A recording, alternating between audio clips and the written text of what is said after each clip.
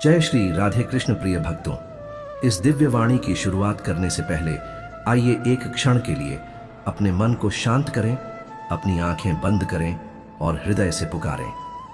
हे श्री कृष्ण, जो भी भक्त इस पावन संदेश को सुन रहे हैं, उनके जीवन में आपका प्रेम, आपकी कृपा सदैव बनी रहे। उनकी उलझनों को आप सुलझा दें और उनके रास्तों में भक्ति की रोशनी फैला दें। वीडियो सुनने से पहले नीचे कमेंट में अपने भाव, अपनी भक्ति, अपना प्रेम व्यक्त करते हुए बस 2 शब्द लिखें, राधे राधे। हम सबके जीवन में एक ऐसा मोड़ जरूर आता है जब हमें समझ नहीं आता कि क्या सही है, क्या गलत, कौन अपना है, कौन पराया, किस राह पर चले, क्या फैसला ले। ऐसे ही एक क्षण में अर्जुन भी खड़ा था युद्ध भूमि में, लेकिन मन की लड़ाई उससे बड़ी थी। उसके सामने उसके अपने खड़े थे, भाई, गुरु, रिश्तेदार, और उसे उन्हीं पर धनुष उठाना था। वो कांप रहा था, आंखों से आंसू बह रहे थे, शरीर से शक्ति चली गई थी। और तब श्री कृष्ण ने उसे देखा और शांत स्वर में कहा, अर्जुन, तू उन बातों पर शोक कर रहा है जिनके लिए शोक करना उचित नहीं है। वो वाक्य केवल अर्जुन के लिए नहीं था, वो हमारे लिए था, आपके लिए, मेरे लिए, हर उस इंसान के लिए जो जिंदगी में किसी ना किसी मोड़ पर टूट जाता है। यहीं से गीता की पहली अमर प्रेरणा शुरू होती है, जो ईश्वर है उसके लिए दुखी मत हो, जो अमर है वही तू है। श्री कृष्ण कहते हैं, तू शरीर नहीं है, तू आत्मा है, और आत्मा कभी नष्ट नहीं होती। आज जो कुछ भी आपने खोया है, पैसा, नाम, संबंध, सम्मान, वो सब शरीर से जुड़ी चीजें हैं, लेकिन जो आपका सत्य है वो कभी नहीं मरता। एक बार एक युवक मेरे पास आया, बहुत दुखी था। उसकी नौकरी चली गई थी, प्रेमिका उसे छोड़ चुकी थी और वो पूरी तरह से टूट चुका था। उसने कहा, अब जीने का कोई कारण नहीं बचा। मैंने उससे पूछा, तुम अभी सांस ले रहे हो ना? वो बोला, हाँ। मैंने कहा, तो फिर सब खत्म नहीं हुआ। भगवान श्री कृष्ण भी यही कहते हैं, तू जिंदा है। इसका मतलब ये है कि तू अब भी यात्रा पर है, तू अब भी कर्म कर सकता है। जिसे आपने खोया है वो अगर वास्तव में आपका था तो वो कभी जाएगा नहीं, और जो गया है वो शायद आपके रास्ते से हटाया गया है ताकि आप आगे बढ़ सको। हम लोग अक्सर चीजों से जुड़ जाते हैं, एक रिश्ता, एक नौकरी, एक पहचान, और जब वो हमसे छिनती है तो लगता है सब कुछ खत्म हो गया। लेकिन श्री कृष्ण कहते हैं, यह सब कुछ क्षणिक है। तू अपने सच्चे रूप को पहचान, जो आत्मा है, जो अनंत है। जीवन का हर दुख, हर पीड़ा इसी भूल से आती है कि हम खुद को इस शरीर और उसकी चीजों से जोड़ लेते हैं। फिर अर्जुन डरते हुए पूछता है, अगर मैं लड़ते हुए हार गया तो क्या? तब श्री कृष्ण मुस्कुराते हैं और कहते हैं, तेरा कर्म करने में अधिकार है, फल में नहीं। यह गीता की दूसरी अमर प्रेरणा है, कर्म कर, लेकिन फल की चिंता मत कर। आज हम जो भी करते हैं उसके पीछे कोई अपेक्षा होती है। अगर हम प्यार करते हैं तो बदले में प्यार की उम्मीद रखते हैं। अगर मेहनत करते हैं तो सफलता की चाह रखते हैं, और जब वैसा नहीं होता तो टूट जाते हैं। श्री कृष्ण हमें सिखाते हैं, तू सिर्फ अपना कर्तव्य निभा, सफलता असफलता मेरी चिंता है। एक गरीब किसान को देखो, वो खेत में बीज बोता है। वो जानता है कि बारिश होगी या नहीं, ये उसके हाथ में नहीं। फिर भी वो हर साल मेहनत करता है। क्यों? क्योंकि वो अपने हिस्से का कर्म जानता है। फल किसे देना है, ये ऊपर वाले का काम है। मैंने एक बार एक स्कूल टीचर से पूछा, आप इतने सालों से पढ़ा रहे हैं, बिना ज्यादा पैसे, बिना किसी सम्मान के, क्यों? उन्होंने कहा, क्योंकि ये मेरा धर्म है। हर बच्चा जो मेरी क्लास में आता है वो मेरे लिए एक बीज है। मुझे नहीं पता कि वो पेड़ बनेगा या नहीं, लेकिन मैं उसे पानी जरूर दूंगा। वो श्री कृष्ण की राह पर है। अगर आप किसी अच्छे काम में लगे हो और फिर भी परिणाम नहीं दिख रहा तो टूटिए मत, क्योंकि गीता की तीसरी अमर प्रेरणा कहती है, अच्छा किया गया कोई भी कर्म कभी व्यर्थ नहीं जाता। आपका हर प्रयास, चाहे वो आज रंग लाए या ना लाए, वो कहीं संचित होता है। जैसे नदी की हर बूंद मिलकर सागर बनती है, वैसे ही आपके हर छोटे प्रयास एक बड़े बदलाव की नींव रखते हैं। मेरे एक मित्र ने कई बार प्रतियोगी परीक्षा दी, लेकिन हर बार असफल हुआ। लोग हंसने लगे, परिवार वालों ने भी ताने मारे, लेकिन उसने श्री कृष्ण की यह बात पकड़ी, प्रयास व्यर्थ नहीं जाता। आखिरी बार जब सबने उम्मीद छोड़ दी थी, उसी साल उसका चयन हुआ। जो लोग सिर्फ परिणाम देखते हैं वो अक्सर हार जाते हैं, लेकिन जो लोग हर कदम को अपना धर्म मानते हैं वही जीवन की दौड़ जीतते हैं। आज आप भी सोचिए, क्या आप सिर्फ फल के लिए काम कर रहे हैं या श्री कृष्ण की तरह कर्म को पूजा मानते हैं। अगर कोई भी चीज आपको रोक रही है तो जान लीजिए ये आपके मन का डर है, ना कि भगवान की इच्छा। क्योंकि श्री कृष्ण ने खुद कहा, मैं उस व्यक्ति की सहायता करता हूं जो पूरे मन से कर्म करता है और मुझ पर विश्वास रखता है। आपका भरोसा ही आपकी सबसे बड़ी शक्ति है। कभी कभी हमें लगता है कि हम अकेले हैं, सब कुछ हमारे ही ऊपर है, लेकिन याद रखिए जब अर्जुन हिम्मत हार बैठा तो भगवान खुद उसके सारथी बनकर उसके साथ खड़े हुए। वो रथ के आगे नहीं पीछे खड़े थे, लेकिन उसकी सारी दिशा भगवान के हाथ में थी। आज अगर आप भी थके हुए हैं, डर से कांप रहे हैं, आगे का रास्ता नहीं दिख रहा, तो बस आंखें बंद कीजिए और मन में एक बार कहिए, जय श्री कृष्ण। आप देखेंगे वो चुपचाप आपके रथ की लगाम थाम लेंगे। श्री कृष्ण ने अर्जुन से कहा था, तू अपने स्वभाव के अनुरूप कर्म करेगा ही, पर उसे मोह भय या भ्रम से मत बांध। कितनी बार ऐसा हुआ है कि हमें कोई बात करनी होती है, कोई निर्णय लेना होता है, लेकिन हम रुक जाते हैं डर से, असुरक्षा से, या फिर लोग क्या कहेंगे इस सोच से।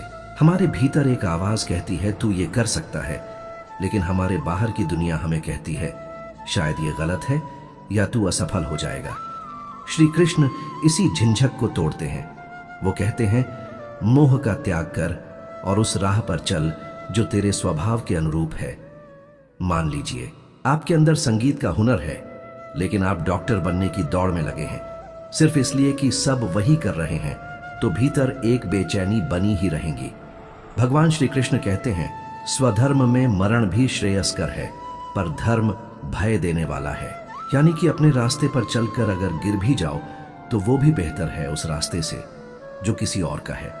आपको खुद से यह सवाल पूछना चाहिए, क्या मैं वो जीवन जी रहा हूं जो मेरा है, या क्या मैं बस समाज के डर से, रिश्तेदारों की बातों से या दिखावे की होड़ में दौड़ रहा हूं। एक बार एक लड़की मेरे पास आई। उसने इंजीनियरिंग की पढ़ाई की थी, लेकिन अंदर से वो लेखिका बनना चाहती थी। मैंने उससे पूछा, क्या तुमने कभी कुछ लिखा है? उसने कहा, हाँ, लेकिन कभी किसी को दिखाया नहीं, डर लगता है। मैंने उससे कहा, जो लिखा है वो श्री कृष्ण को समर्पित कर दो, फिर डर किस बात का। आज वो हर दिन लिखती है। उसे ना पैसे की चिंता है ना नाम की, क्योंकि अब वो उस राह पर है जो उसका स्वभाव है। श्री कृष्ण की चौथी अमर प्रेरणा यही है, स्वधर्म को पहचानो और बिना डर के उस पर चलो।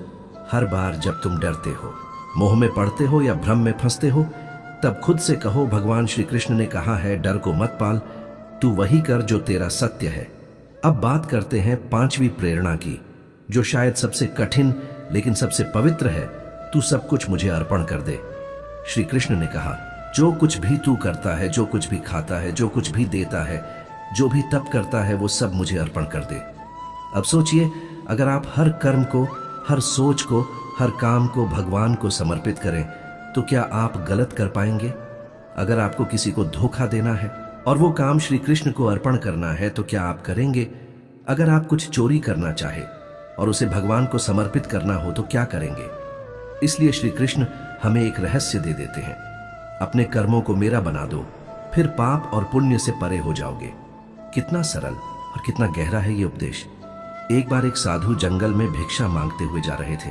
एक किसान ने उन्हें थोड़ी रोटी दी और कहा, मैं तो बस हल चलाता हूं, गोबर उठाता हूं, खेत सींचता हूं, मुझे क्या मिलेगा? साधु मुस्कुराए और बोले, अगर तू हल चलाते समय भी ये कहे कि हे कृष्ण, ये सेवा तुम्हारी है, तो तेरा हर पसीना भी पूजा बन जाएगा।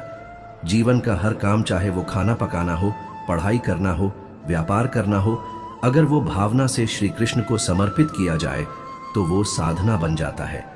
अब आप सोचिए, क्या आप रोज जो काम करते हैं उसमें श्री कृष्ण को याद करते हैं? क्या आप अपने दुख, दर्द या खुशी के पल उन्हें अर्पण करते हैं? अगर नहीं तो आज से कीजिए। हर सुबह उठते ही कहिए, हे कृष्ण, आज का दिन तुम्हें समर्पित जो करूंगा वो तुम्हारी पूजा होगी। फिर देखिए जीवन कितना बदलता है। अब छठवीं अमर प्रेरणा पर आते हैं, जो सीधे दिल को छू जाती है। जब कोई अपना हमें छोड़कर चला जाता है या जीवन में कुछ अनहोनी हो जाती है, जो हुआ वो अच्छा हुआ, जो हो रहा है वो भी अच्छा हो रहा है, जो होगा वो भी अच्छा ही होगा। ये वाक्य आज भी करोड़ों लोगों को जीवन में स्थिरता देता है, क्योंकि जब कुछ बुरा होता है हम प्रश्न करते हैं क्यों, जब कोई चला जाता है हम रोते हैं, ऐसा मेरे साथ ही क्यों? जब भविष्य डरावना दिखता है हम घबराते हैं, अब आगे क्या होगा? लेकिन श्री कृष्ण हमें याद दिलाते हैं, तू नहीं जानता पर मैं जानता हूं, जो कुछ भी हो रहा है वो तेरे भले के लिए है। आप कभी पीछे मुड़कर देखिए, आपकी सबसे बड़ी तकलीफ है, सबसे गहरे जख्म, वो सब किसी ना किसी अच्छे मोड़ की वजह बने होंगे। एक बार एक व्यापारी का सारा माल समुद्र में डूब गया, वो टूट गया, दिवालिया हो गया। लोगों ने उसका मजाक उड़ाया, लेकिन कुछ महीनों बाद पता चला उस जहाज में जो लोग थे वो समुद्री डाकुओं ने मार डाले और उसका न जाना उसकी जान बचा गया। आज वो कहता है, अगर उस दिन मेरा नुकसान नहीं हुआ होता तो आज मैं जिंदा नहीं होता। भगवान की लीला समझना हमारे बस की बात नहीं, पर भरोसा रखना ये हमारा धर्म है। अगर आज आप किसी मुश्किल दौर से गुजर रहे हैं तो बस मन में एक बात बैठा लीजिए, श्री कृष्ण की योजना मुझसे बड़ी है, जो हुआ है वो मुझे कुछ सिखाने आया है। शांत रहिए, धैर्य रखिए और श्री कृष्ण का नाम लेते रहिए। श्री कृष्ण की यह 6वीं अमर प्रेरणा, सब कुछ उसके अनुसार ही हो रहा है जो हमारे लिए उचित है। आपके जीवन को सहनशीलता, विश्वास और शांति देती है। आज आपने इस खंड में जो सुना वो केवल शब्द नहीं बल्कि एक यात्रा है, अपने भीतर झांकने की, अपने सत्य को पहचानने की और भगवान श्री कृष्ण पर पूर्ण समर्पण की। कभी कभी हम सोचते हैं इतनी बातें तो ठीक हैं, लेकिन ये सब कर पाना आसान नहीं। तो याद रखिए, अर्जुन भी यही कह रहा था, लेकिन जब उसने आंखें बंद की और श्री कृष्ण की बातों पर भरोसा किया, तब युद्ध केवल बाहर नहीं भीतर भी जीता शुरू करते हैं। आज की 7वीं अमर प्रेरणा से मन ही मित्र है और मन ही शत्रु है। जब अर्जुन युद्ध से भागना चाहता था, जब उसका मंडक मगा रहा था, तब श्री कृष्ण ने कहा, आत्मेय व्यात्मानो बंधु आत्मेय व्रे पुरा आत्मेय, जिसका अर्थ है तू ही अपना मित्र है और तू ही अपना शत्रु है। अब जरा रुकिए और सोचिए, कितनी बार आपने खुद से ही लड़ाई लड़ी है। जब कोई और नहीं होता तब भी साधु ने मुस्कुराकर कहा, मैं अकेला नहीं हूं, मेरा मन मेरा साथ देता है, इसलिए मैं कभी अकेला नहीं पड़ता। तो अगर आप जीवन में अकेलापन महसूस करते हैं या टूटा हुआ महसूस करते हैं, तो सबसे पहले अपने मन को देखिए, उसे क्या चाहिए। क्या वो भटक रहा है? क्या वो भ्रम में है या क्या उसे सिर्फ श्री कृष्ण का नाम चाहिए? श्री कृष्ण कहते हैं, जो मन को साध ले वो संसार को भी साध सकता है। अब आते हैं 8वीं अमर प्रेरणा पर, सुख दुख लाभानि जय पराजय इन सब में समरो। श्री कृष्ण ने अर्जुन से कहा, समत्वम योग उच्चते, यानी योग का अर्थ है समता, ना सुख में डगमगाना ना दुख में टूट जाना। अब आप सोचिए, जब अच्छा समय आता है तो हम उछलते हैं, वाह मेरी मेहनत रंग लाई, देखो मैं कितना काबिल हूं। और जैसे ही बुरा समय आता है, भगवान ने मेरे साथ ऐसा क्यों किया? यही असमत्य है। श्री कृष्ण चाहते हैं कि हम स्थिर हो, ना तो अहंकार से फूले ना ही हार से टूटे। एक बार एक बहुत बड़ा व्यापारी दिवालिया हो गया। वो मंदिर गया और खूब रोया। फिर एक वृद्ध संत ने उसे कहा, बेटा जो आज गया है वो कल फिर से आ सकता है, पर जो संतुलन आज खोया है वो वापस लाने में पूरी जिंदगी लग सकती है। अपने मन को पकड़, धन तो आता जाता रहेगा। इसीलिए श्री कृष्ण हमें सिखाते हैं, सुख दुख को संभव से देखो। हर बार जब कोई दुख आए तो खुद से कहिए, यह भी बीत जाएगा, और जब सुख आए तो कहिए, यह भी स्थायी नहीं है। तब जीवन में स्थिरता आएगी और यही असली शांति है। अब 9वीं अमर प्रेरणा पर आते हैं, जो सबसे प्यारी है, सबसे करुणामयी है। मैं हर जीव के हृदय में वास करता हूं। श्री कृष्ण कहते हैं, ईश्वर सर्वभूता नाम हृदय से, अर्जुन त्रिष्ठति, यानी मैं हर प्राणी के हृदय में ही वास करता हूं। अब जरा सोचिए, जिस इंसान ने आपको धोखा दिया, जिसके लिए आपके मन में क्रोध है, उसके भीतर भी श्री कृष्ण का अंश है। जिससे आप नफरत करते हैं, जो आपको पसंद नहीं, वो भी उसी परमात्मा का ही अंश है। तो अब प्रश्न ये है, आप कैसे किसी से घृणा कर सकते हैं जब जान जाए कि उसी में श्री कृष्ण छिपे हैं? ये प्रेरणा हमें क्षमा, करुणा और सहिष्णुता सिखाती है। एक बार एक स्त्री ने भगवान से कहा, मैं तुम्हारी बहुत बड़ी भक्त हूं, लेकिन मेरे पति बहुत गुस्सैल हैं। कैसे है?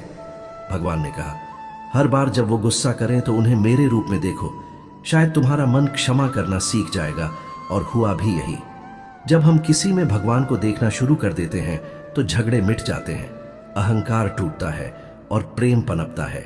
श्री कृष्ण ने अर्जुन से यह भी कहा, मैं किसी से द्वेष नहीं करता, न ही किसी से विशेष प्रेम करता हूं, पर जो मुझे प्रेम से भजते हैं मैं उनका हूं। यानी तू भी वैसा बन, सबको एक जैसा देख। अब सोचिए, अगर हम सब हर इंसान में श्री कृष्ण को देखने लगे तो फिर क्या कोई झगड़ा रह जाएगा? क्या किसी से जलन होगी नहीं? इसलिए इस नवी प्रेरणा को अपनाइए। हर व्यक्ति में भगवान को देखिए, शायद तभी आपका मन मुक्त होगा। अब 10वीं और अंतिम अमर प्रेरणा की ओर बढ़ते हैं, जिसे गीता का सार कहा जाता है। श्री कृष्ण कहते हैं, सर्वधर्मांत परित्याज्य मावेकम शरणम ब्रज, अहम तवाम सर्व पापे भयो, मोक्षयिष्यामि मा सूझा। सब धर्मों को त्याग दे और बस मेरी शरण में आ जा, मैं तुझे हर पाप, हर चिंता, हर बंधन से मुक्त कर दूंगा।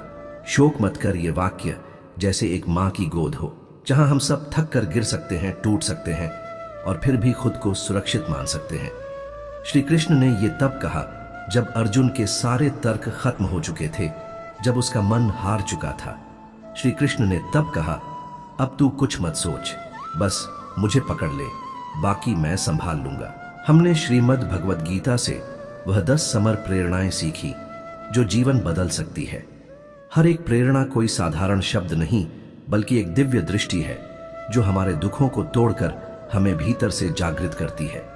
अब हम उन्हीं प्रेरणाओं को जीवन में कैसे उतारे, इस पर बात करेंगे, क्योंकि गीता केवल पढ़ने की नहीं, जीने की चीज है। तो चलिए दिल से सुनिए। श्री कृष्ण की तरह अपने सबसे प्यारे सखा की तरह मान लीजिए, आपने इन 10 प्रेरणाओं को समझ भी लिया, पर क्या ये काफी है? नहीं, समझना सिर्फ पहला चरण है, उसे जीना ही असली यात्रा है। जैसे कोई आपको पानी पीने की विधि समझा दे, पानी हाथ में लो, होठों से लगाओ, पी जाओ, पर क्या समझ लेने से आपकी प्यास बूझ जाएगी? नहीं ना? ठीक वैसे ही जब तक आप इन प्रेरणाओं को अपने रोजमर्रा के जीवन में नहीं उतारते, तब तक सिर्फ ज्ञान ही रहेगा, अनुभव नहीं। अब प्रश्न उठता है, कैसे जिए गीता को? तो आइए इस हम सीखे गीता को जीवन में उतारने के 5 सरल उपाय। पहला उपाय, हर सुबह एक श्लोक, एक विचार। हर सुबह जैसे आप चाय लेते हैं वैसे ही एक श्लोक पढ़िए। ज्यादा नहीं, सिर्फ एक और पूरा दिन उसी एक श्लोक को मन में दोहराइए। मान लीजिए आपने ये श्लोक लिया, कर्मण्येवाधिकारस्ते मा फले शुकदाचन। तो जब आप ऑफिस जा रहे हैं, मन में यही दोहराएं, मुझे बस अपना काम करना है, फल की चिंता नहीं। जब आप बच्चे को पढ़ा रहे हैं, यही दोहराएं, कर्म कर, फल की आस छोड़। जब आप किसी रिश्ते को निभा रहे हैं, यही सोचे, मैं अपना प्रेम दूंगा, सामने वाला कैसा प्रतिक्रिया देगा उसकी चिंता नहीं। आप देखेंगे एक ही श्लोक दिन के हर काम में रंग भर देगा। दूसरा उपाय, हर संघर्ष में पूछो, श्री कृष्ण क्या करते जब मन उलझ जाए, जब गुस्सा आए, जब निराशा घेर ले, तो बस एक पल ठहरिए और खुद से पूछिए, अगर मेरी जगह श्री कृष्ण होते तो क्या करते? आपको उत्तर मिलेगा, कभी मौन रहते, कभी प्रेम से बोलते, कभी युद्ध भी करते, पर हर बार धर्म और करुणा के साथ। श्री कृष्ण कोई एक रूप नहीं थे, वो कभी रणछोड़ बने तो कभी अर्जुन के सारथी, वो कभी मुस्कुराए तो कभी क्रोधित भी हुए, पर हर बार उन्होंने वही किया जो समय के अनुरूप धर्म था। इसलिए जब भी कंफ्यूजन हो, श्री कृष्ण क्या करते, बस इतना पूछना। तीसरा उपाय, हर रात आत्म परीक्षण। रात को सोने से पहले एक सवाल खुद से पूछो, क्या मैंने आज गीता का एक भी सूत्र किया? हो सकता है आपने आज किसी को क्षमा किया, तो आपने समत्वन का अभ्यास किया, या आपने किसी निर्णय में दूसरों की भलाई सोची, तो आपने स्वधर्म निभाया, या आपने किसी अपशब्द का जवाब शांति से दिया, तो आपने मन को मित्र बना लिया। हर रात ये आत्म परीक्षण आपको धीरे धीरे ज्ञान से अनुभव की ओर ले जाएगा। चौथा उपाय, श्री कृष्ण से दोस्ती करो, दूरी नहीं। बहुत से लोग श्री कृष्ण को बस मंदिर में मानते हैं, वहां घंटी बजाकर निकल जाते हैं, पर श्री कृष्ण मंदिर में नहीं, आपके भीतर है। उन्हें अपना सखा मानिए, बिल्कुल वैसे जैसे अर्जुन ने माना। रोज उनसे बात कीजिए, कृष्ण आज दिन अच्छा गया, कृष्ण आज मन भटक गया, संभाल लेना, कृष्ण तुझसे बात करके अच्छा लगता है। शुरुआत में लगेगा कि आप खुद से बात कर रहे हैं, लेकिन धीरे धीरे आपको अनुभव होगा आप नहीं बोल रहे, कोई उत्तर भी आ रहा है, और वही संवाद होगा जो गीता का मूल है, भगवान और आत्मा का जीवन संवाद। पांचवा उपाय, दूसरों को भी प्रेरणा देना। जो अमृत आपने पिया है वो दूसरों तक पहुंचाइए, अपने बच्चों को, अपने दोस्तों को, किसी जरूरतमंद को इन 10 प्रेरणा में से एक प्रेरणा भी बांट दीजिए। अगर कोई दुखी है तो उसे कहिए तू सिर्फ कर्म कर, फल की चिंता मत कर। अगर कोई खुद से हारा है तो कहिए तू ही अपना मित्र है, तू ही शत्रु। अगर कोई रिश्तों में उलझा है तो कहिए हर प्राणी में श्री कृष्ण का वास है, क्षमा कर दे। आप देखेंगे गीता का ज्ञान जैसे जैसे आप बांटते जाएंगे वैसे वैसे वो आपके भीतर और गहराई से बचता जाएगा। अब जरा रुकिए, इन 5 उपायों को जीवन में उतारने की कल्पना कीजिए। सुबह एक श्लोक, दिन भर मनन, दोपहर में कोई उलझन, श्री कृष्ण से पूछना, रात को आत्म परीक्षण, रोज उनसे संवाद और कभी कभी किसी और को यह अमृत बांटना। क्या यह जीवन बदल नहीं देगा? क्या आपकी चाल, आपकी सोच, आपकी दृष्टि सब कुछ श्री कृष्णमय नहीं हो जाएगी? यही है गीता को जीना। और याद रखिए, गीता सिर्फ युद्ध के मैदान की नहीं है, वो हर उस जगह की है जहां आपके भीतर एक अर्जुन हिम्मत हारता है और एक श्री कृष्ण आपको संभालने आता है।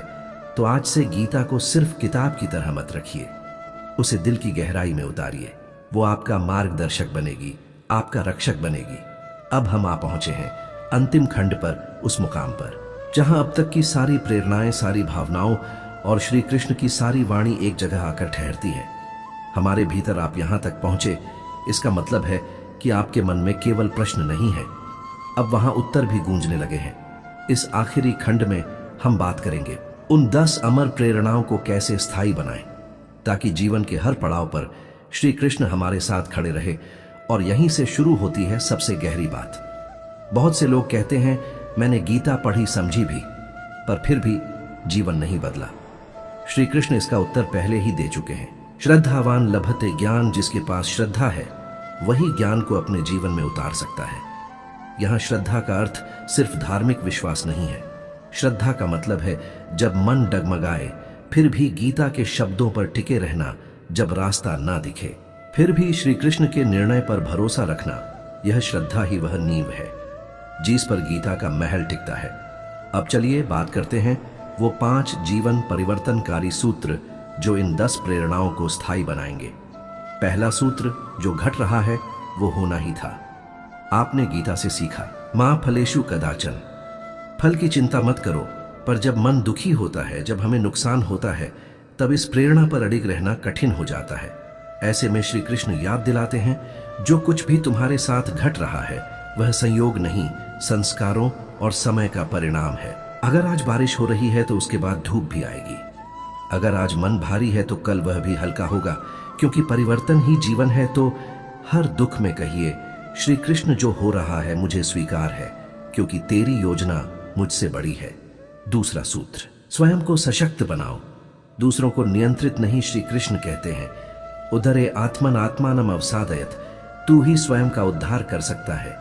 दुनिया को बदलने की कोशिश मत करो, खुद को इतना मजबूत बनाओ कि दुनिया तुम्हारा कुछ बिगाड़ ही ना पाए। आपके पास शक्ति है अपनी सोच बदलने की, अपनी दृष्टि बदलने की, अपने कर्म चुनने की। यही गीता की आत्मा है। स्वयं पर ध्यान, स्वयं पर काम। तीसरा सूत्र, संघर्ष से भागना नहीं, मुस्कुराकर सामना करना। अर्जुन युद्ध से भागना चाहता था। उसने कहा, मैं युद्ध नहीं करूंगा। श्री कृष्ण ने क्या किया? उन्होंने युद्ध को आसान नहीं किया, उन्होंने अर्जुन को शक्तिशाली बनाया। क्यों? क्योंकि अगर युद्ध टाला जाता तो अर्जुन की अंतरात्मा हार जाती, पर युद्ध को स्वीकार करके अर्जुन नायक बन गया। आज भी जब आपके जीवन में संघर्ष आता है, श्री कृष्ण आपको कमजोर नहीं कहते, वो आपको याद दिलाते हैं तुम योद्धा हो। इसलिए हर बार जब कोई कठिनाई आए, अपने आप से कहिए, मैं अर्जुन हूं और श्री कृष्ण मेरे सारथी हैं। चौथा सूत्र, जो मिला है उसका आदर कर, जो नहीं मिला उसका बोझ मत बना। आज हर इंसान किसी न किसी चीज से दुखी है। मेरे पास पैसा नहीं, सम्मान नहीं, समय नहीं, पर श्री कृष्ण कहते हैं, तत्सुखम सत्वजम यथ आत्मबुद्धि प्रसाद। जम सच्चा सुख भीतर से आता है, बाहर से नहीं। जो मिला है उसमें आनंद ढूंढो, जो नहीं मिला उसे पानी की ललक रखो, पर उसकी कमी से दुखी मत हो।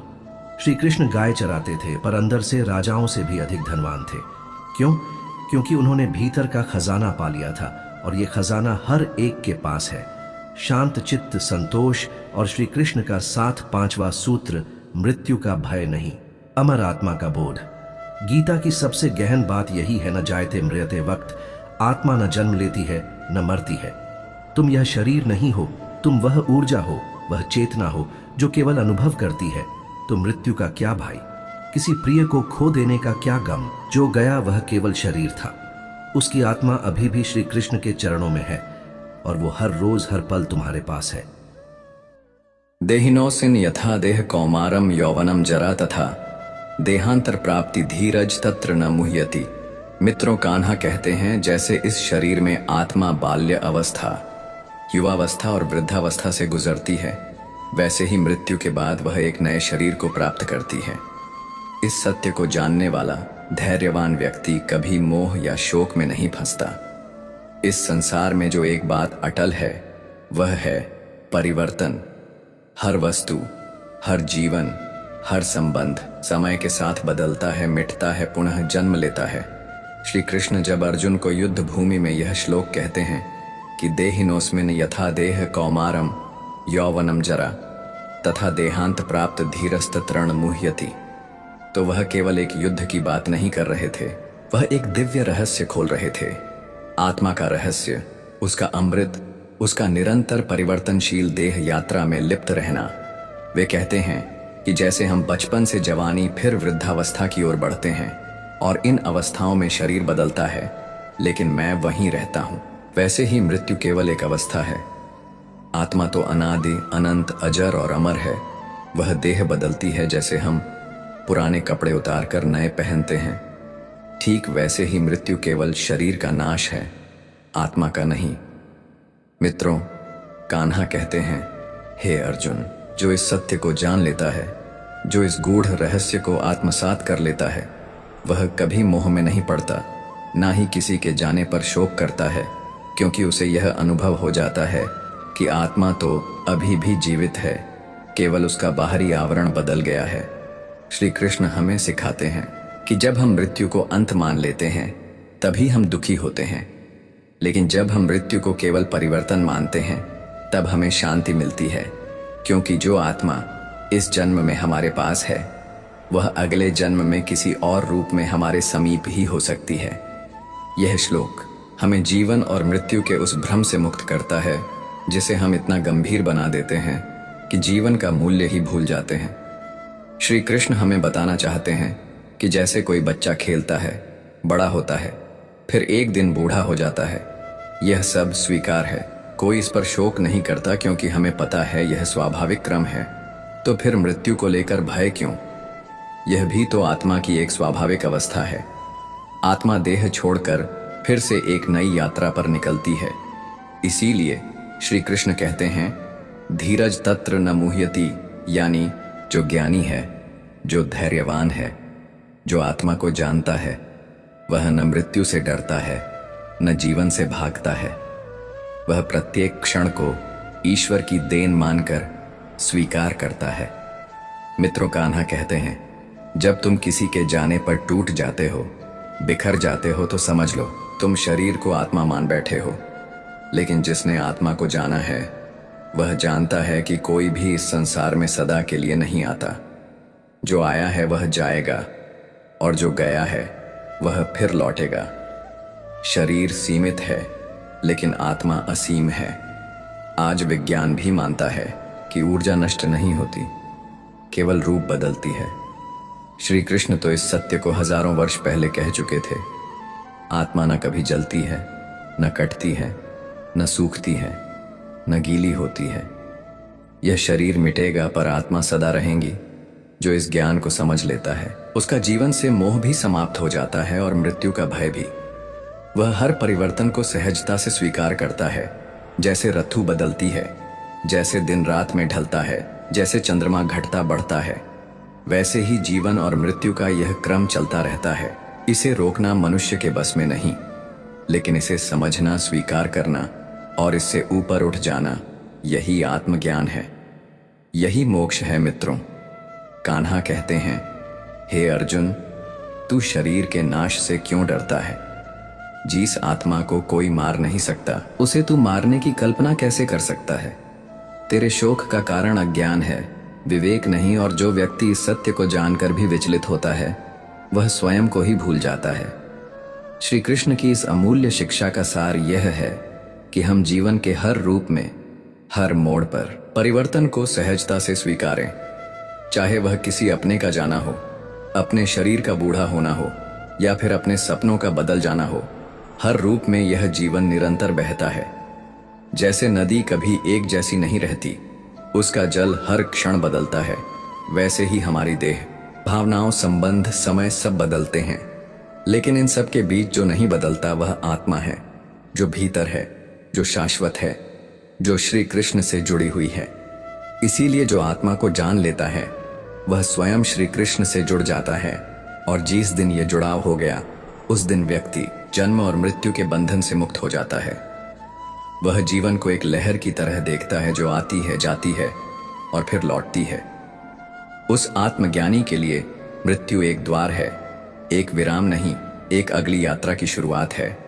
और यही वह दृष्टिकोण है जिसे श्री कृष्ण हमें देना चाहते हैं। इस श्लोक के माध्यम से वे केवल मृत्यु का रहस्य नहीं बता रहे, वे यह भी सिखा रहे हैं कि दुख का कारण मोह है और मोह का कारण अज्ञान है। इसलिए ज्ञान को प्राप्त करो, आत्मा को जानो, परिवर्तन को समझो और फिर हर स्थिति में धैर्य रखो। मित्रों, कान्हा कहते हैं, जो धैर्य नहीं रखता वह हर छोटे परिवर्तन में टूट जाता है, लेकिन जो धीर है वह बड़े से बड़े शोक में भी शांत रहता है, क्योंकि उसे पता है यह सब क्षणिक है। यह देह, यह संबंध, यह नाम, यह पहचान सब कुछ समय के साथ बदल जाएगा, पर जो नहीं बदलेगा वह आत्मा है, वही सच्चा मैं है। आज हम संसार में सब कुछ अपने शरीर के आधार पर पहचानते हैं, लेकिन श्री कृष्ण हमें चेताते हैं, जब तू अपने को केवल शरीर समझेगा तब तक तू मृत्यु से डरेगा, लेकिन जब तू अपने को आत्मा समझेगा तब मृत्यु तुझसे डरेगी। यही आत्मबल है, यही श्री कृष्ण का उपदेश है और यही मोक्ष का मार्ग है। इस श्लोक की महिमा यह है कि यह न केवल मृत्यु का डर मिटाता है, बल्कि जीवन के हर उतार चढ़ाव में समत्व का भाव देता है। कोई चला गया, कोई साथ नहीं रहा, कोई सपना टूट गया, सब कुछ बदल सकता है, लेकिन अगर तुमने आत्मा को जान लिया तो तुम कभी विचलित नहीं होंगे। यही कारण है कि हर सन्यासी, हर योगी, हर ज्ञानी इस श्लोक को जीवन का आधार मानते हैं, क्योंकि जो देह के पार देखना सीख गया वही सच्चा दृष्टा है।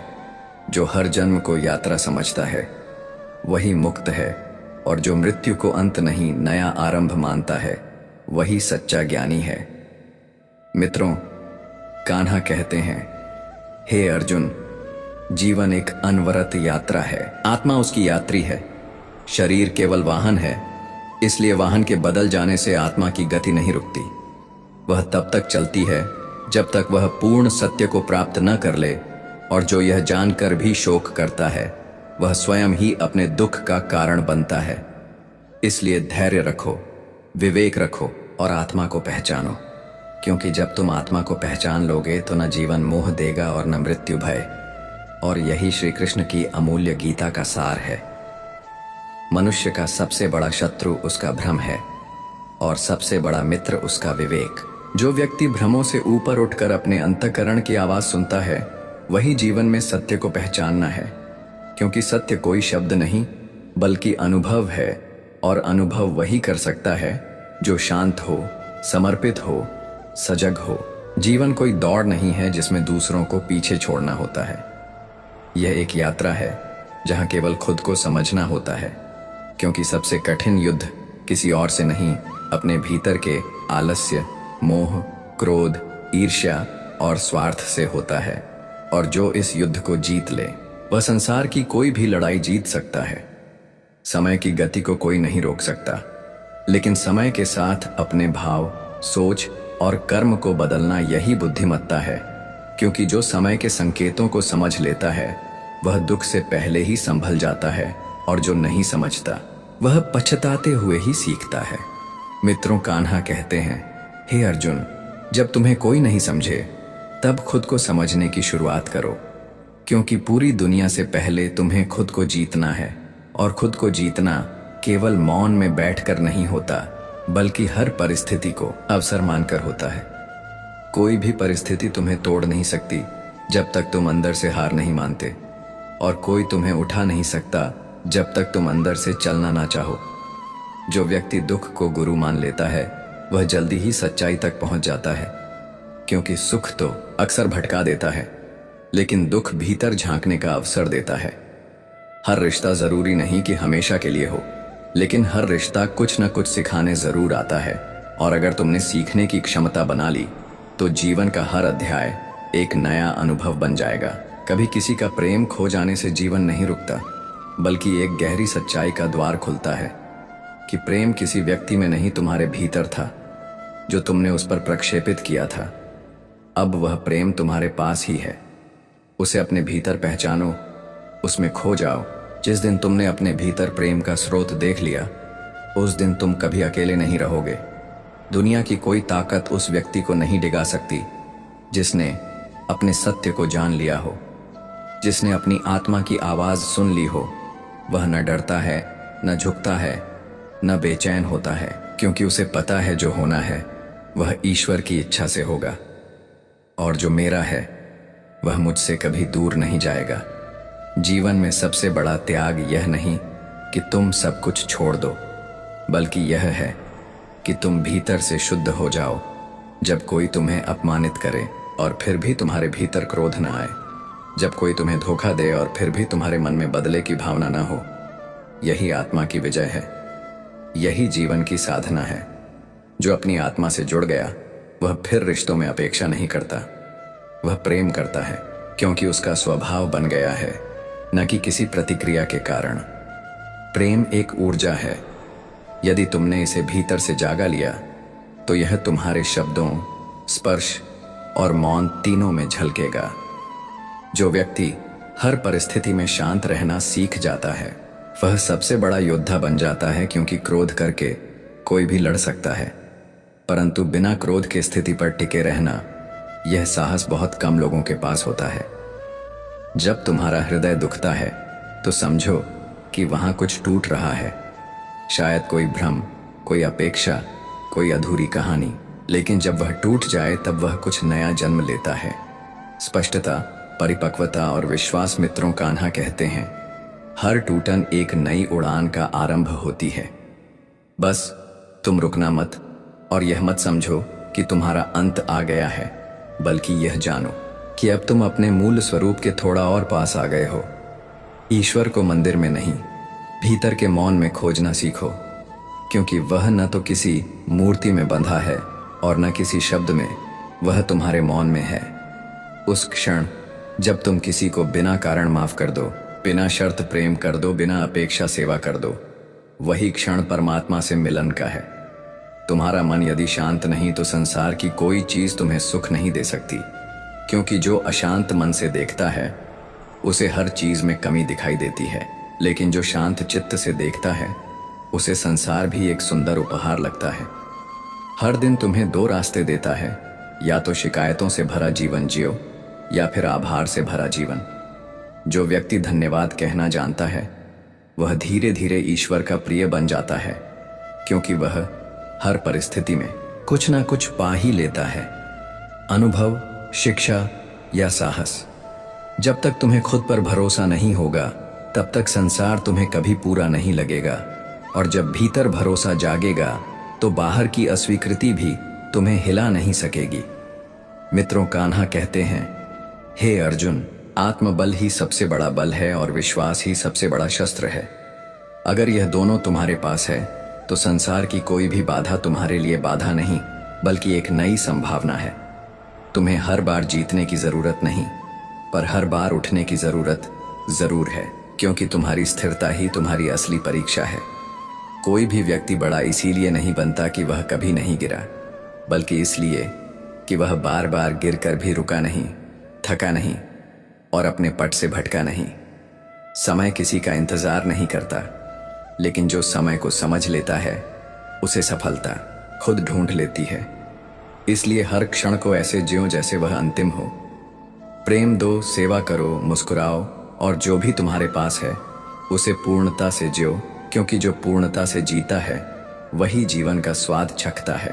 जीवन में जिस दिन तुम अपने अंदर से यह आवाज सुन लो कि मुझे अब किसी से कुछ साबित नहीं करना, उस दिन तुम सबसे हल्के, सबसे मुक्त और सबसे शांत हो जाते हो।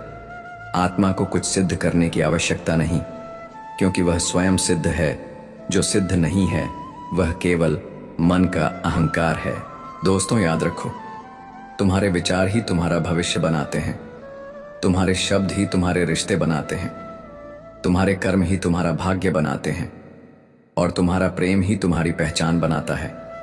इसलिए सोचो, श्रेष्ठ बोलो, मधुर करो, सत्कर्म और बांटो प्रेम। यही जीवन की कला है और यही आत्मा का विस्तार है। मित्रों, कान्हा कहते हैं, कर्मण्येवाधिकारस्ते मां फलेषु कदाचन। यह श्लोक श्री कृष्ण के उन गहन उपदेशों में से है जो जीवन की हर स्थिति में मार्गदर्शन करता है। यह केवल एक पंक्ति नहीं, बल्कि संपूर्ण जीवन दर्शन है, जहां श्री कृष्ण अर्जुन से कहते हैं कि मनुष्य का अधिकार केवल अपने कर्म पर है, उसके फल पर नहीं, क्योंकि फल पर अधिकार चाहना ही दुख का कारण बनता है और फल की अपेक्षा से जन्मा मोह, लोभ और भय इंसान को उसकी राह से डिगा देता है। इसीलिए श्री कृष्ण कहते हैं कि कर्म करो, निष्काम भाव से करो, बिना किसी अपेक्षा के करो, क्योंकि जब तुम केवल परिणाम की चिंता में डूबे होते हो तो कर्म का आनंद खो देते हो और परिणाम के अनुसार अपने आत्म मूल्य को तौलने लगते हो। जबकि सच्चा योग वही है जहां मनुष्यता कर्म को पूजा समझकर करें, बिना यह सोचे कि क्या मिलेगा, कब मिलेगा और कितना मिलेगा। मित्रों, कान्हा कहते हैं, हे अर्जुन, जिस दिन तुम केवल अपने कर्म पर केंद्रित हो जाओगे और फल की परवाह किए बिना चलते जाओगे, उस दिन तुम भीतर से मुक्त हो जाओगे। तुम्हारे भीतर कोई द्वंद्व नहीं रहेगा, ना ही असफलता का भय और ना ही सफलता का अहंकार, क्योंकि जब हम फल की चिंता में कर्म करते हैं तब कर्म स्वार्थ से जुड़ जाता है, और जब हम केवल कर्तव्य समझकर कर्म करते हैं तब वह भक्ति बन जाता है। संसार में प्रत्येक व्यक्ति को यही भ्रांति है कि फल हमारे हाथ में है, जबकि सच यह है कि फल कभी हमारे अधिकार में था ही नहीं। तुम बीज बो सकते हो, जमीन तैयार कर सकते हो, पानी दे सकते हो, परंतु फल आएगा या नहीं, उसका स्वाद कैसा होगा, यह परमेश्वर के अधीन है। इसीलिए श्री कृष्ण कहते हैं कि फल की चिंता छोड़ो, क्योंकि वह चिंता ही तुम्हें बंधन में बांध देती है। मित्रों, कान्हा कहते हैं, जो व्यक्ति फल की आसक्ति छोड़ देता है वह कभी भी अपने कर्म से विमुख नहीं होता। वह निरंतर लगे रहता है, क्योंकि वह जानता है कि उसका कार्य ही उसका धर्म है और धर्म को निभाने के लिए किसी पुरस्कार की आवश्यकता नहीं होती। इस श्लोक में छुपा गूढ़ संकेत यह है कि मनुष्य को आलस्य, हताशा और निराशा से ऊपर उठना होगा, क्योंकि जब व्यक्ति केवल फल की दृष्टि से कर्म करता है और फल मनचाहा नहीं आता तो वह दुखी होता है, अपने कर्म पर ही संदेह करने लगता है, फिर धीरे धीरे वह निष्क्रियता की ओर बढ़ता है। और यही वह स्थिति है जहां आत्मा अपने तेज को खो देती है। कर्म करते समय समर्पण का भाव होना चाहिए। यह समझ होनी चाहिए कि मैं जो कर रहा हूं वह मेरी आत्मा की अभिव्यक्ति है, मेरी साधना है, मेरा तप है, और जिस कार्य को साधना की भावना से किया जाता है वह कभी व्यर्थ नहीं जाता। श्री कृष्ण का यह उपदेश केवल युद्ध भूमि के लिए नहीं था, यह प्रत्येक जीवन की परिस्थिति में लागू होता है। एक विद्यार्थी के लिए, एक किसान के लिए, एक गृहस्थ के लिए, एक व्यापारी के लिए और यहाँ तक कि एक सन्यासी के लिए भी जब हम निस्वार्थ होकर कर्म करते हैं तो मन हल्का हो जाता है, हृदय प्रसन्न हो जाता है, क्योंकि अब हम कर्म को बोझ नहीं समझते बल्कि जीवन का हिस्सा समझते हैं। मित्रों, कान्हा कहते हैं, हे अर्जुन, तू अपना कार्य कर, श्रद्धा से कर, भक्ति से कर, लगन से कर, लेकिन कभी यह मत सोच कि बदले में क्या मिलेगा, क्योंकि जब तू बदले की भावना से काम करता है तब तू स्वार्थ में बंध जाता है और स्वार्थ ही बंधन की जड़ है। इस श्लोक में एक और महान शिक्षा है, मां कर्म फल है तुर्बु, अर्थात कर्म को करने का कारण फल नहीं होना चाहिए। आज का मानव हर कार्य के पीछे लाभ खोजता है, हर रिश्ते में स्वार्थ देखता है, हर प्रयास का मूल्य आंकता है, लेकिन जो कार्य बिना लाभ के किए जाते हैं वही सबसे दिव्य होते हैं। माता अपने बच्चे की सेवा करती है, गुरु अपने शिष्य को ज्ञान देता है, प्रकृति हमें जीवन देती है, क्या ये सब फल के लिए करते हैं? नहीं, ये सब निष्काम कर्म का उदाहरण है। यही कारण है कि इनसे हमें सबसे अधिक सुख मिलता है।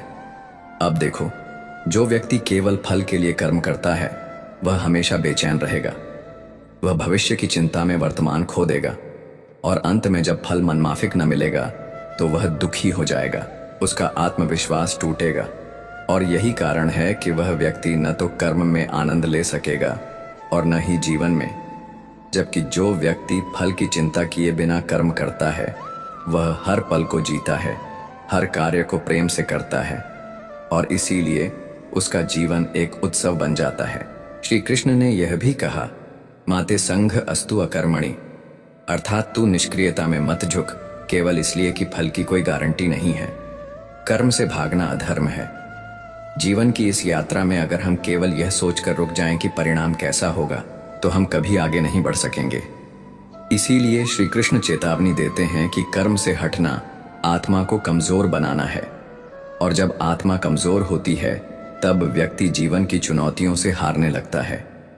इसलिए तुम्हारा उद्देश्य यह होना चाहिए कि मैं कर्म करूं, उसे पूरी श्रद्धा से करूं और फिर परिणाम को ईश्वर पर छोड़ दूं, क्योंकि जो अपने कर्म को ईश्वर को अर्पित कर देता है उसके जीवन में चिंता, भय, मोह और अहंकार की कोई जगह नहीं रहती। मित्रों, कान्हा कहते हैं, जब तुम कर्म करते हो तो वह तुम्हारी तपस्या बनती है, लेकिन जब तुम फल के मोह में फंसते हो तो वही तपस्या बंधन बन जाती है। इसलिए कर्म करो पर फल के मोह से मुक्त हो जाओ, क्योंकि सच्चा सुख उस कर्म में है जो प्रेम से किया गया हो, समर्पण से किया गया हो, ईश्वर के लिए किया गया हो। श्री कृष्ण का यह श्लोक हमें बताता है कि कर्म का पथ ही मोक्ष का मार्ग है, निष्काम भाव ही सच्चा योग है और जो व्यक्ति इस भाव में जीवन जीता है वह हर क्षण को धन्य बनाता है। उसका जीवन स्वयं श्री कृष्ण के उपदेशों की जीवंत मिसाल बन जाता है। मित्रों, भगवान कान्हा कहते हैं, हे अर्जुन, जीवन एक प्रयोगशाला है, जहां जितने प्रयोग करोगे उतने ही अनुभव और परिणाम प्राप्त करोगे। सीमेंट भी यही सिखाता है कि जोड़ने के लिए नरम बनो, लेकिन टिके रहने के लिए दृढ़ रहो। छोटे विचार वाले लोग हमेशा दूसरों की निंदा करते हैं, लेकिन बड़ा बनने के लिए सोच को ऊंचा और हृदय को विशाल बनाना पड़ता है। बड़े सपनों की उड़ान में छोटी बातों और आलोचनाओं की धूल लगती ही है, लेकिन उन्हें झाड़ कर आगे बढ़ना ही समझदारी है। एक बुजुर्ग ने एक बार कहा था कि इंसान में अनगिनत कमियां हो सकती हैं, लेकिन उसकी एक सच्ची अच्छाई उन सब कमियों को ढक देती है। यह मत सोचो कि कोई पूरी तरह तुम्हारा है, क्योंकि जब कठिन समय आता है तो वही लोग पहले साथ छोड़ जाते हैं जिनसे सबसे अधिक उम्मीद होती है। जीवन की पटकथा निभाना सरल नहीं होता, इसके लिए स्वयं को तोड़ना, मोड़ना और बहुत बार जोड़ना पड़ता है ताकि संबंधों को सींचा जा सके। जीवन ऐसा जियो कि यदि कोई तुम्हारे खिलाफ बोले तो सामने वाला कहे, यह तो वह इंसान नहीं हो सकता।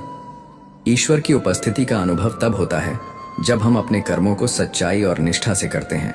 जब मन निर्मल होता है और सोच सकारात्मक, तब भगवान स्वयं तुम्हारे मार्गदर्शन के लिए किसी न किसी रूप में तुम्हारे पास आते हैं। इसीलिए कर्म करो, फल की चिंता मत करो और हर परिस्थिति में प्रभु पर विश्वास रखो। रिश्तों को निभाना सरल नहीं होता, लेकिन कोशिश होनी चाहिए कि कोई अपना तुम्हें इस एहसास में न छोड़े कि तुमने उसका मोल नहीं समझा। तारीफों के पीछे छुपे स्वार्थ को पहचानो, क्योंकि दुनिया में बहुत लोग मीठी बातों में जहर घोलते हैं। इसीलिए सच बोलो, भले ही लोग नाराज हो जाएं, क्योंकि सत्य से बड़ा कोई धर्म नहीं है। श्री कृष्ण कहते हैं कि जब तुम सत्य और धर्म के साथ होते हो तो ईश्वर तुम्हारे साथ होते हैं। जीवन में तुम्हारे कर्म ही तुम्हारा भविष्य गढ़ते हैं। इसीलिए जैसे बीज बोओगे वैसा ही फल पाओगे। मित्रों, भगवान कान्हा कहते हैं, हे अर्जुन, धर्म के पथ पर चलने वालों को कई बार कठिनाइयों से गुजरना पड़ता है, लेकिन उनका अंत सदा सुखद होता है, क्योंकि भगवान उनके साथ होते हैं जो सत्य और नीति पर चलते हैं। किसी से झूठा अपनापन दिखाकर रिश्ता बनाने से अच्छा है सच्चे भाव से अकेले रहो, क्योंकि झूठ से बना रिश्ता ना टिकता है ना फलता है। दुनिया तुम्हें तभी तक याद रखती है जब तक तुम उनके काम के हो। जैसे ही तुम्हारी उपयोगिता खत्म होती है, लोग भी मुंह मोड़ लेते हैं। इसलिए खुद को पहचानो, खुद को संवारो और दूसरों की स्वीकृति की आवश्यकता महसूस मत करो। जो काम तुम्हारे हृदय को सुकून दे वही तुम्हारा धर्म है। लोग हमेशा तुम्हें जज करेंगे, आलोचना करेंगे, लेकिन तुम्हारा आत्मबल और विश्वास ही तुम्हारी असली ताकत है। आज के समय में रिश्तों की गहराई पैसों और सुविधाओं से मापी जाती है, लेकिन सच्चे रिश्ते वही हैं जो तुम्हारी खामोशी में भी तुम्हारे दर्द को समझ ले। कई बार हमें खुद से भी माफी मांगनी चाहिए, क्योंकि हमने अपने सपनों को मारकर दूसरों की उम्मीदों को जिया है। याद रखना कि जो फूल सुगंधित होते हैं उन्हें इत्र की जरूरत नहीं होती। उसी तरह जो व्यक्ति सच्चा होता है उसे बाहरी चमक धमक की आवश्यकता नहीं होती। कभी कोई तुम्हारे पांवों में कांटा चुभा दे तो सीखो कि अब अगली बार और सावधानी से चलना है, और यदि कोई तुम्हारे मन को चोट पहुंचा दे तो जान लो कि अब तुम्हें और मजबूत बनना है। लोगों की बातों को दिल से मत लगाओ, क्योंकि वे पहले तुम्हें हंसाते हैं, फिर गिराते हैं और अंत में भूल जाते हैं। इसलिए उनके शब्दों का नहीं, अपने आत्मबल का सहारा लो। चुनौतियां तुम्हारे जीवन में अनुभव जोड़ने आती हैं। गिरने से मत डरना, क्योंकि गिरकर ही हम चलना सीखते हैं। उन लोगों को सहेज कर रखो जो बुरे समय में भी तुम्हारे साथ रहते हैं। वे ही असली रत्न होते हैं। मित्रों, भगवान कान्हा कहते हैं, हे अर्जुन, संघर्ष जीवन का नियम है, कोई भी इससे बच नहीं सकता। कृष्ण भी महाभारत के मैदान में खड़े होकर शांति की बात करते हैं, लेकिन जब शांति अस्वीकार हो जाती है तो धर्म के लिए युद्ध का आह्वान करते हैं। इसलिए हर स्थिति को तटस्थ होकर देखो और सही निर्णय लो। जब किसी रिश्ते में अहंकार और जिद आ जाए तो समझो कि वह रिश्ता अब खतरे में है। जीतने से ज्यादा जरूरी है उस रिश्ते को बचाना। प्रेम में सच्चाई हो तो वह कितने भी तूफान झेल सकता है। श्री कृष्ण कहते हैं, यदि कुछ देना है तो समय दो, ध्यान दो, क्योंकि यही वे चीजें हैं जो अमूल्य होती हैं और लौट कर नहीं आती। दुनिया में सब कुछ वापस मिल सकता है, पर किसी को दिया गया प्रेम और वक्त कभी लौट कर नहीं आता। इसीलिए किसी के लिए जो अच्छा कर सकते हो आज ही करो, क्योंकि कल किसी ने नहीं देखा। वही व्यक्ति महान है जो बिना अपेक्षा के अपना योगदान देता है, जो बिना स्वार्थ के दूसरों की भलाई में लगा रहता है और जो ईश्वर पर अडिग विश्वास रखता है। ऐसे लोग ही जीवन की सच्ची ऊंचाइयों को प्राप्त करते हैं और यही सत्य अंत में विजयी होता है। यही श्री कृष्ण का गीता में दिया गया अंतिम संदेश है।